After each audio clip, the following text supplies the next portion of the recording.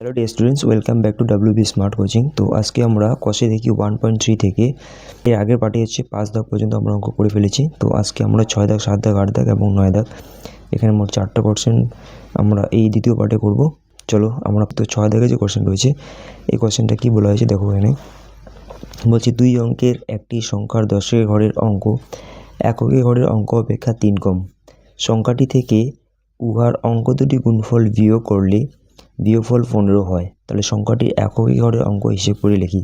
তাহলে আমরা এখানে কি করব, এককে ঘরের যে অঙ্কটা সেটাকে আমরা ধরে নেব, ঠিক আছে।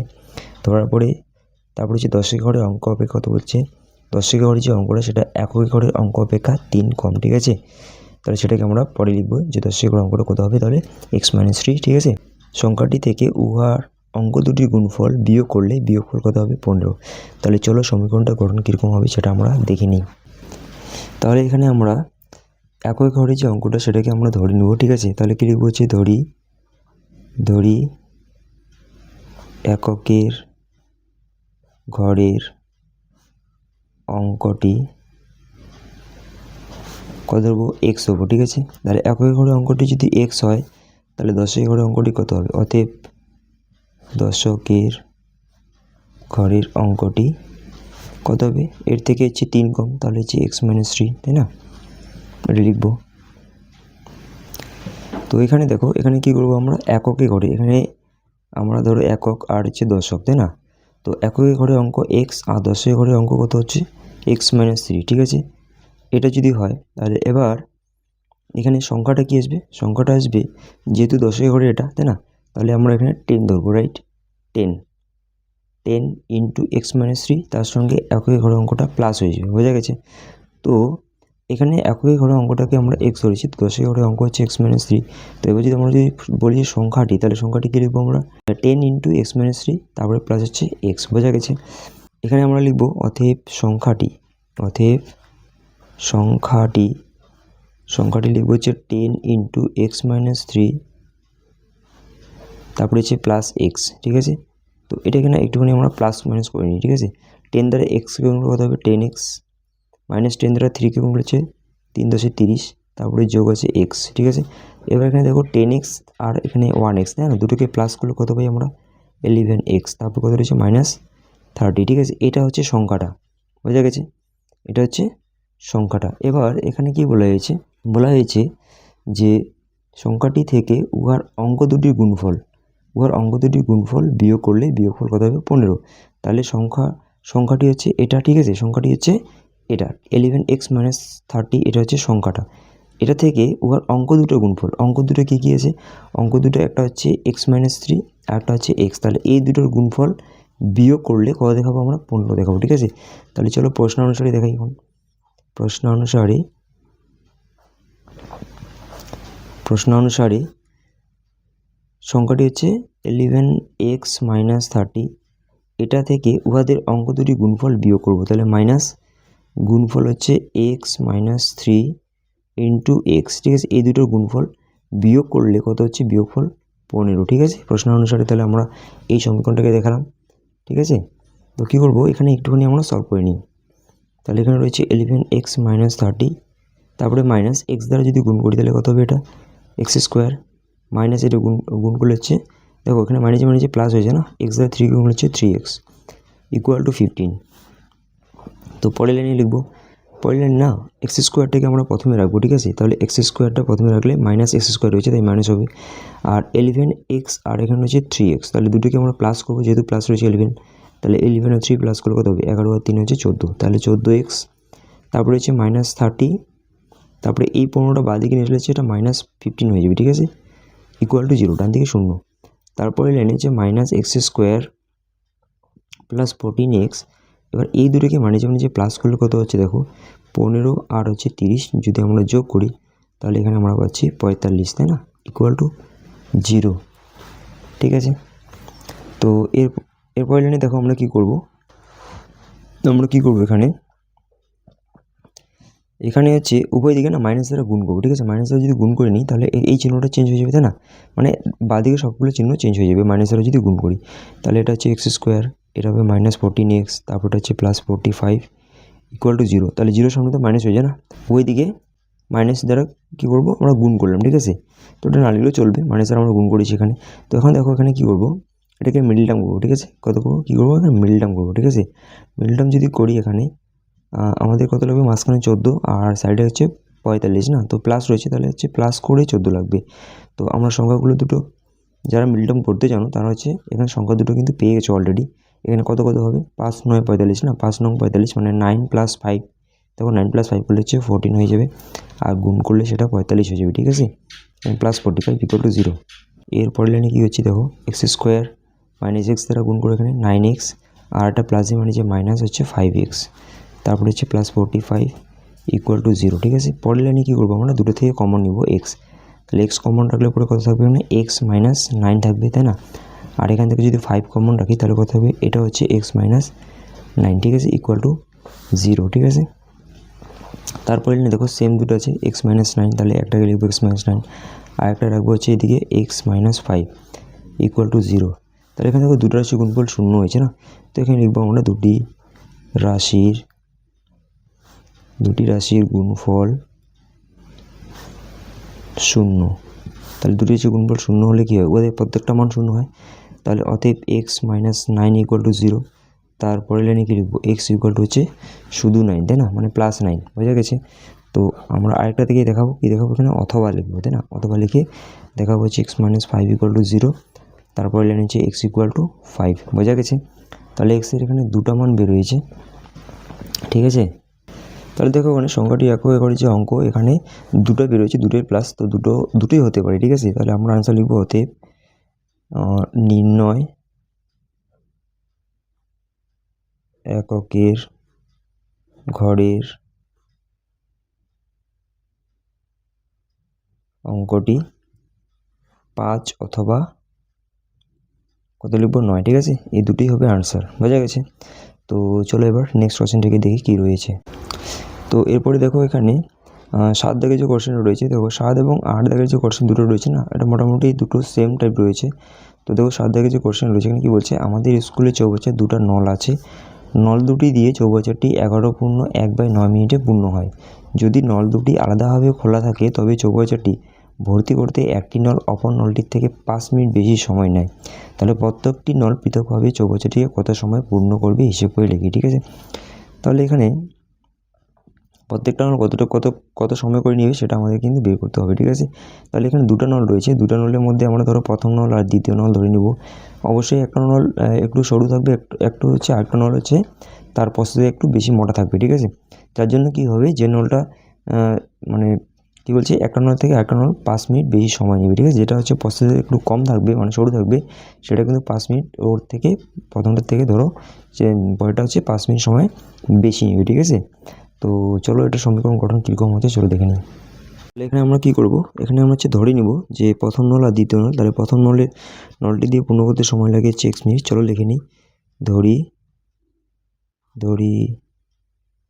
প্রথম নলটি দিয়ে চৌবাচ্চাটি পূর্ণ করতে সময়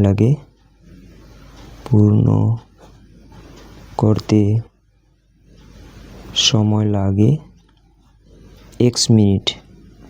তাহলে প্রথম নলটি দিয়ে যদি x মিনিট লাগে তাহলে দ্বিতীয় নলটি কত লাগবে, অতএব দ্বিতীয় নলটি দিয়ে চৌবাচ্চাটি পূর্ণ করতে সময় লাগবে 5 মিনিট বেশি, তাই না। তাহলে হচ্ছে x + 5 মিনিট, বোঝা গেছে। তাহলে প্রথম নলটা x মিনিটে কতটা পূর্ণ করে, x মিনিটে পূর্ণ করে 1 অংশ, তাই না। তো সেই কথাটাকে আমরা এখানে আবার রিপিট লিখব, অতএব প্রথম নলটি দিয়ে x মিনিটে পূর্ণ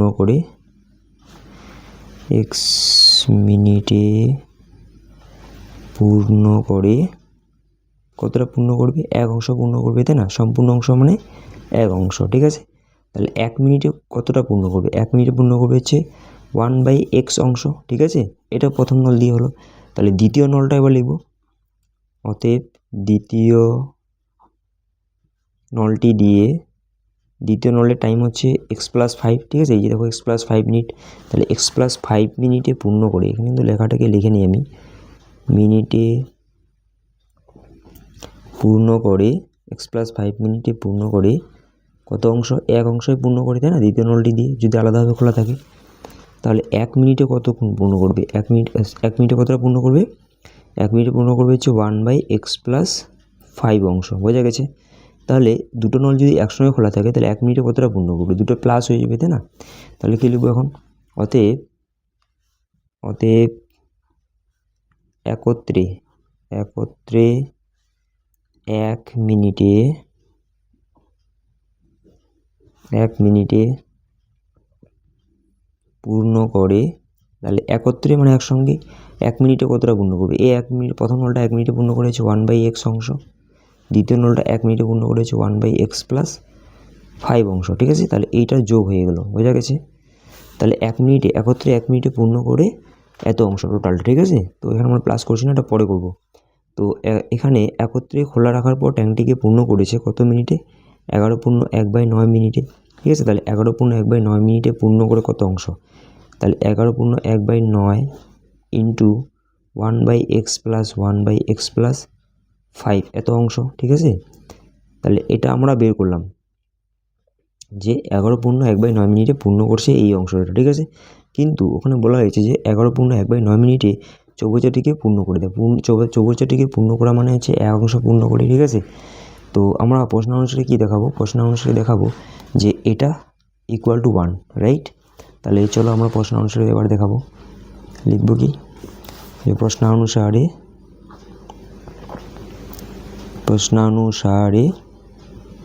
দেখাবো হচ্ছে 11/9 গুণ 1/x+1/x+5 ইকুয়াল টু 1। বোঝা গেছে?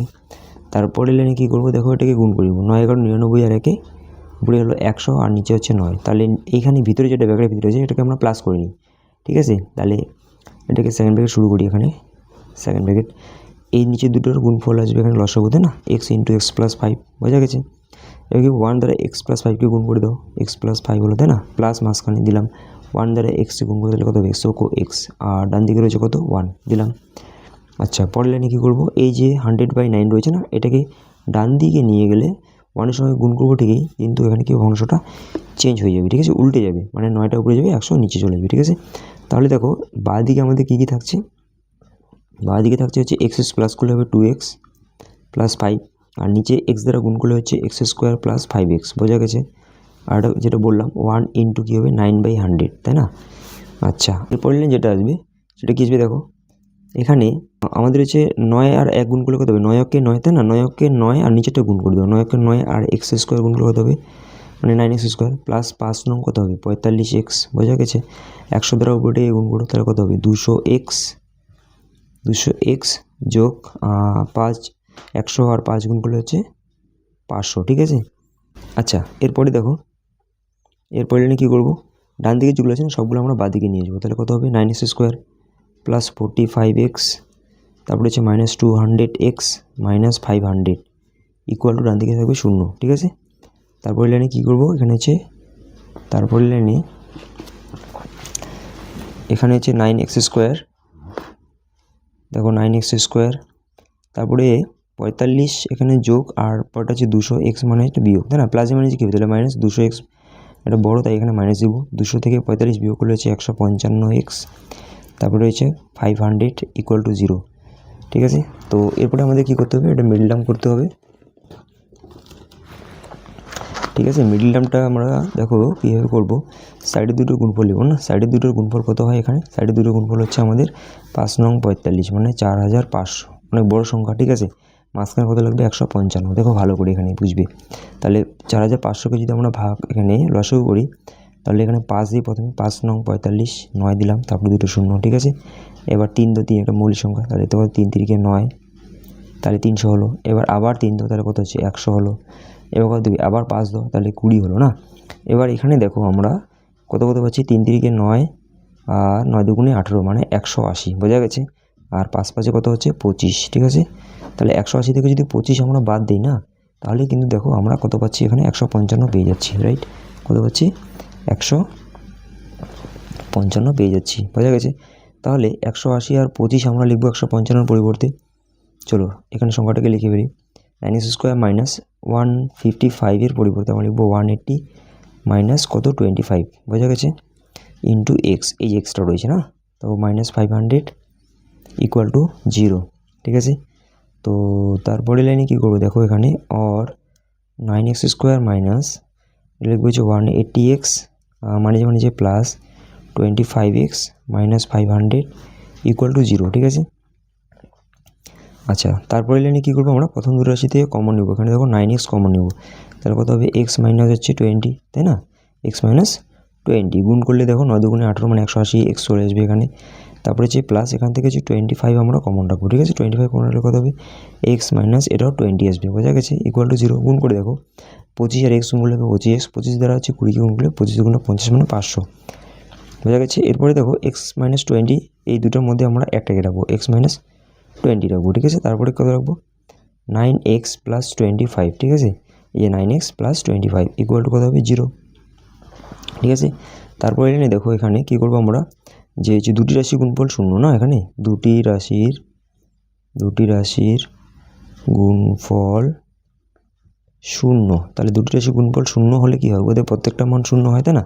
তো এখানে কী দেখাবো, যে x মাইনাস 20 ইকুয়াল টু 0 একটা, ঠিক আছে।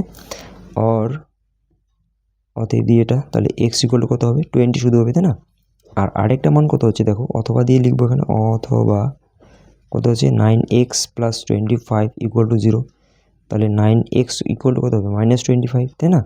তারপরের লাইনে কত হবে, তারপরের লাইনে হচ্ছে x ইকুয়াল টু কত হবে, -25/9, বোঝা গেছে। তো এখানে না আমাদের যেহেতু মাইনাস চলে আসে, তাহলে এটা কিন্তু আমরা নট ইকুয়াল টু দেখাবো, ঠিক আছে, নট ইকুয়াল টু -25/9। তো অ্যাকচুয়ালি আমাদের x এর মান কত হবে, তাহলে 20, ঠিক আছে। তাহলে x এর মান 20 যদি হয়, তাহলে চৌবাচ্চাটা পূর্ণ করতে কতক্ষণ সময় লেগেছে, প্রথমটা হচ্ছে 20 মিনিট হবে তাহলে, তাই না। চলো আমি প্রথম লাইনে তোমাদের দেখাচ্ছি। এখানে দেখো কত লেগেছে, এই যে প্রথম নলটি দিয়ে পূর্ণ করতে সময় লেগেছে x minute, x equal to কত বেরিয়েছে 20, তাহলে 20 মিনিট লেগেছে। আর দ্বিতীয়টি দিয়ে পূর্ণ করতে কতক্ষণ সময় লাগবে, তাহলে x প্লাস 5 মানে কত, 20 প্লাস 5 মানে কত, 25 মিনিট, ঠিক আছে। তাহলে আশা করি তোমরা বুঝতে পারছো দুটো নল দিয়ে কতক্ষণ সময় লাগতেছে, ঠিক আছে। তাহলে আনসার কী লিখবে, অতএব প্রথম নলটি দিয়ে চৌবাচ্চাটি পূর্ণ করতে সময় লাগে 20 মিনিট, আর দ্বিতীয় নলটি দিয়ে চৌবাচ্চাটি পূর্ণ করতে সময় লাগে 20 যোগ 5, তাহলে কত হবে, সমান 25 মিনিট, বোঝা গেছে। এই লাইন লাস্ট দুটো আনসার কিন্তু লিখে রাখবে, ঠিক আছে। তো আশা করি বুঝতে পারছো এটা। তো তোমাদের ক্লাস কেমন লাগছে অবশ্যই তোমরা কমেন্টে জানাবে, আর যদি ভালো লাগে তাহলে অবশ্যই একটা লাইক দিয়ে যাবে, ঠিক আছে।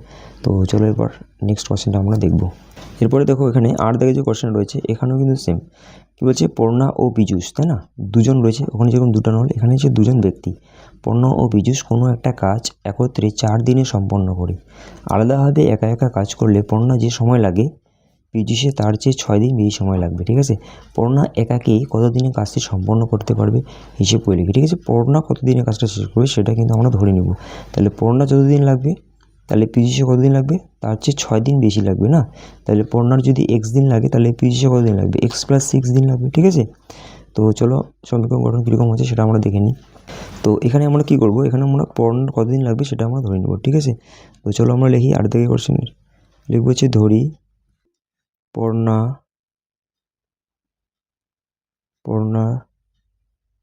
কাজটি সম্পন্ন করতে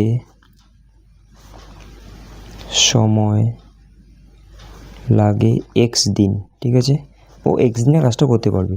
তাহলে পর্ণার যদি x দিন লাগে, তাহলে অতএব পীযূষের কতদিন লাগবে না, তাহলে পীযূষের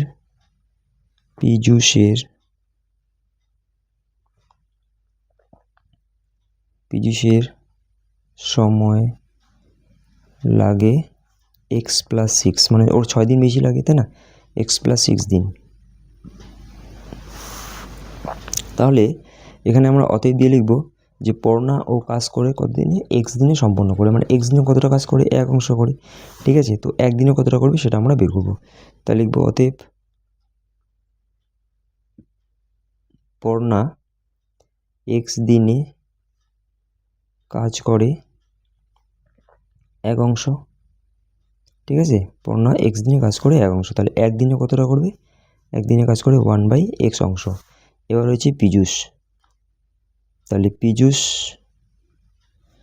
পীযূষ হচ্ছে x+6 দিনে কাজ করে না, x+6 দিনে কাজ করে কতটা, ও কাজ করে 1 অংশ, তাই না? সম্পূর্ণ অংশই কাজ করবে, মানে 1 অংশ কাজ করবে, বোঝা গেছে? তাহলে একদিনে কতটা কাজ করবে, একদিনে কাজ করে 1/x+6 অংশ। ক্লিয়ার? তাহলে একত্রে এবার একদিনে কতটা কাজ করবে, ঠিক আছে, সেটা আমরা এবার বের করব। তাহলে কি লিখব, তাহলে এখানে লিখব দুজনে একত্রে একদিনে কাজ করে, দুজনে একত্রে একদিনে কাজ করে, তাহলে একদিনে কতটা কাজ করবে, 1/x হচ্ছে পড়না করে, আর পীযূষ করে হচ্ছে 1/x+6, তাই না? এত অংশ, এটাকে আমরা প্লাস করব, এখানে হচ্ছে অংশ, আর এটাকে আমরা এরকমই রাখবো, ঠিক আছে? আর কোশ্চেনে যেটা বলা হয়েছে, তারা যদি একত্রে 4 দিনে কাজ করে তাহলে শেষ করে দিই, তাই না?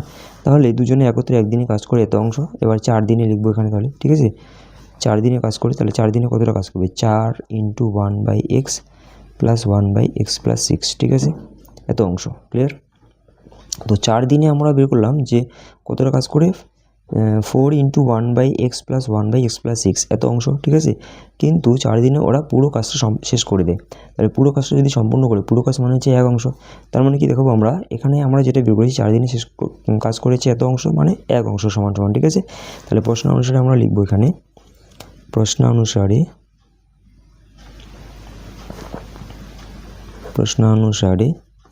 লিখবো 4 × 1/x + 1/x+6 = 1, ঠিক আছে। তো এটাকে একটুখানি আমরা সলভ করবো এখানে। তাহলে 4 এখানে গুণে রয়েছে, 4কে ওদিকে নিয়ে গেলে কী হয়ে যাবে, ভাগ হয়ে যাবে, আর এই যে ব্র্যাকেটের ভিতরে যেটা আছে সেটাকে আমরা কী করবো, প্লাস করবো, ঠিক আছে, লসাগু করে। তাহলে এখানে x আর x+6 এর লসাগু কত হবে, x × x+6 হবে, তাই না? এখানে 1 দ্বারা এটাকে গুণ করো, ঠিক আছে, x+6, 1 দ্বারা x-কে গুণ করো, x আর এদিকে কি 4 গুণে ছিল, তাহলে ওদিকে গেলে ভাগ হয়েছে, মানে 1/4 হয়ে গেছে, ঠিক আছে। এরপরের লাইনে দেখো কী হচ্ছে, এরপরের লাইনে আমরা উপরে দেখো x যদি আমরা প্লাস করি, x প্লাস করলে কত পাচ্ছি আমরা, 2x পাচ্ছি না, 2x+6, আর নিচে কত হচ্ছে x² + 6x, আর ডান দিকে রয়েছে 1/4। এরপরে লাইনে যেটা করবো আমরা, 1 দ্বারা নিচেরটাকে গুণ করবো, ঠিক আছে, বজ্র গুণ। তাহলে x² প্লাস এটা হবে 6x = 4 দ্বারা উপরটা গুণ করো, 4 দুগুণে 8x, তারপরে কত রয়েছে প্লাস 4 6 24, ঠিক আছে। তারপরে লাইনে x² + 6x, তারপরে হচ্ছে -8x, এই যে ডান দিকগুলো বাঁ দিকে আসলে মাইনাস, এটা হচ্ছে -24 = 0, ঠিক আছে। আচ্ছা, তারপরে লাইনে কী করবো, x², এখানে প্লাসে মাইনাসে মাইনাস হয়ে যাবে, 8 থেকে 6 গেলে কত থাকে, 2 থাকে না, 2x -24 = 0। দেখো এটা একদম সিম্পল রয়েছে মিডল টার্ম করার। তাহলে হচ্ছে মিডল টার্মটা আমরা কীভাবে করবো, কত লাগবে, 24 লাগবে, মাঝখানে কত লাগবে, 2 লাগবে না, তো 4 6 24 হয়, 6 থেকে 4 গেলে কত হয়, 2 হয় না। তাহলে চলো এটাকে মিডল টার্ম করে নিই। তাহলে x² - 6x, সরি 6 মাইনাস হচ্ছে আগে 4 করে নিই, ঠিক আছে, ইন্টু x, তারপর হচ্ছে 24 = 0, ঠিক আছে। দেখো 6 থেকে 4 বিয়োগ করলে কত পাচ্ছি আমরা, 2 পাচ্ছি, গুণ করলে 24টা মিলে যাচ্ছে না। আচ্ছা, x² মাইনাস x দ্বারা 6কে গুণ করতে হলে কত হবে, 6x, এটা হয়তো মানে যায় প্লাস হয়ে যায়, 4x - 24 = 0, ঠিক আছে। তারপরে প্রথম দুটো থেকে কমন, কত কমন নেব, x, তাহলে হচ্ছে x মাইনাস এখানে 6 থাকবে, তারপরে প্লাস এখান থেকে 4 কমন রাখবো, তাহলে এটা হচ্ছে x - 6 হয়ে যাবে, বোঝা গেছে। দেখো গুণ করো 4x, 4 দ্বারা 6 গুণ করে 4 6 24 হয়ে যায় না। ফার্স্ট ব্র্যাকেটের ভিতরে কী রয়েছে, x - 6, এই x - 6 দুটোর মধ্যে একটা লিখলাম, আর একটা থাকবে হচ্ছে x + 4, রাইট, = 0। তাহলে এখানে দেখো দুটো রাশি কিন্তু গুণফল 0 হচ্ছে না, তো আমি কী করবো, লেখাটাকে একটুখানি লিখবো যে দুটি রাশির গুণফল 0, ঠিক আছে। তাহলে দুটি রাশির গুণফল যদি 0 হয়, তাহলে ওদের প্রত্যেকটার মান 0 হবে, ঠিক আছে। তাহলে একটা আমরা আলাদা আলাদা দেখাবো, এবার কী দেখাবো, একটা হচ্ছে x - 6 = 0, আর একটা হচ্ছে x + 4 = 0, ঠিক আছে। তো চলো আমরা পরে পেজে দেখে নিই। তো দেখো এখানে আমরা কী লিখবো, যে x - 6 হচ্ছে 0, তারপরে হচ্ছে কী লিখবো, যে x = 6 আসবে না, তো অথবা পরেরটা দেখাবো, অথবা পরেরটা কী রয়েছে, যে x + 4 = 0, ঠিক আছে, আর x = কত হবে তাহলে -4, তাই না। এই -4 যেটা আছে এটা হচ্ছে নট = -4 হবে, ঠিক আছে। তাহলে এখানে x এর মান অ্যাকচুয়ালি কত বেরিয়েছে, 6 বেরিয়েছে, তাহলে 6 আমরা কার ধরেছি, 6 আমরা ধরেছি যে পড়না, তাই না, পড়না কাজ করতে সময় লাগবে 6 দিন, ঠিক আছে। তাহলে সেটাকে আমরা লিখবো, তাহলে অতএব পড়নার কাজ সম্পন্ন করতে সময় লাগে 6 দিন। ঠিক আছে, পড়নার যদি 6 দিন লাগে তাহলে পীযূষের কত দিন লাগবে? পীযূষের কাজ সম্পন্ন করতে সময় লাগবে ওর হচ্ছে 6 দিন, আরও বেশি লাগবে না? তাহলে 6 + 6 তাহলে কত হবে? = 12 দিন। ঠিক আছে, এই দুটোই হবে আনসার। আশা করি বুঝতে পারছো। তো চলো এবার নেক্সট কোশ্চেনে চলে আসি। তো চলো এরপরে দেখো লাস্ট যে আজকের পার্টের লাস্ট কোশ্চেন কী রয়েছে, 9 থেকে যে কোশ্চেনটা রয়েছে এটা একটা ইম্পর্টেন্ট কোশ্চেন রয়েছে, প্রায় পরীক্ষায় থাকে। ঠিক আছে, তো চলো দেখো এই কোশ্চেনটা কী বলেছে, যে কলমের মূল্য প্রতি ডজনে 6 টাকা কমলে 30 টাকায় আরও 3টি বেশি কলম পাওয়া যাবে। এবার কমার পূর্বে মানে দাম কমানোর পূর্বে প্রতি ডজন কলমের মূল্য নির্ণয় করি। ঠিক আছে, তো এখানে প্রতি ডজন মানে কটা? প্রতি ডজন মানে হচ্ছে 1 ডজন মানে হচ্ছে 12টা, তাই না? তাহলে তো এখানে কি বলছে, দাম কমার পূর্বে। ঠিক আছে, দাম কমেছে, কত টাকা কমেছে? 6 টাকা। প্রতি ডজনে যখন 6 টাকা কমলো তখন 30 টাকায় আরও 3টা কলম বেশি পাওয়া যাবে। ঠিক আছে, এরকম বলা হয়েছে। তাহলে দাম কমার পূর্বে প্রতি ডজন কলমের মূল্য কত ছিল সেটা আমাদেরকে বের করতে হবে। তো চলো এর সমীকরণ কীরকম হচ্ছে সেটা দেখে নিই। তাহলে এখানে দেখো কী লিখবো আমরা, 1 ডজন সমান 12টি, তাই না? 1 ডজন সমান 12টি এখানে উপরে লিখবো। তারপরে লিখবো এখানে ধরি কলমের প্রতি ডজন পূর্ব মূল্য x টাকা। প্রতি ডজন পূর্ব মূল্য কত? x টাকা, মানে x টাকায় 12টা কলম আগে পাওয়া যেত। ঠিক আছে, তাহলে বর্তমান মূল্য কত হবে? অতএব বর্তমান মূল্য 6 টাকা কমে গেছে, তাহলে কত হবে? x - 6 টাকা। ঠিক আছে, তাহলে আগে কত? আগে হচ্ছে x টাকা কলম পাওয়া যায় 12টি, তাই না? যেত আগে x টাকা কলম পাওয়া যেত 12টি, তাহলে 30 টাকা কত কলম পাওয়া যেত সেটা বের করতে হবে। ঠিক আছে, আর বর্তমানেটাও সেটাও বের করতে হবে। তো চলো এটা আমরা পূর্বেটা লিখি। পূর্বে x টাকায় কলম পাওয়া যেত কয়টি? 12টি। ঠিক আছে, 1 ডজন মানে হচ্ছে 12টি। 30 টাকায় কেনা হয়েছে, তাহলে 30 টাকায় কলম পাওয়া যেত কটা? 12 × 30 উপরে হয়ে যাবে না, আর নিচে কত হবে? xটি। বোঝা গেছে? এবার সেমভাবে বর্তমানেটাও আমরা বের করব। বর্তমান, তাহলে বর্তমান কত টাকা দাম আছে? x - 6, তাই না? x - 6 টাকায় কলম পাওয়া যায় সেম 12টি। ঠিক আছে, তাহলে বর্তমান 30 টাকায় কটা কলম পাওয়া যাবে? বর্তমান 30 টাকায় কলম পাওয়া যাবে হচ্ছে 12 × 30 / x - 6টি। ঠিক আছে, যেহেতু দাম কমে গেছে 6 টাকা, তাই না, প্রতি ডজনে, তাহলে এখানে কিন্তু 3টা কলম বেশি আছে। ঠিক আছে, তাহলে 3টা কলম এখানে বেশি আছে মানে বর্তমানে। তাহলে কী করবো আমরা? প্রশ্ন অনুসারে এই বর্তমানের যে কলম সংখ্যা রয়েছে এটা থেকে পূর্বের কলম সংখ্যাটাকে মাইনাস করে সমান সমান আমরা 3 দেখাবো। ঠিক আছে, তাহলে চলো প্রশ্ন অনুসারে আমরা লিখি। এবার লিখব প্রশ্ন অনুসারে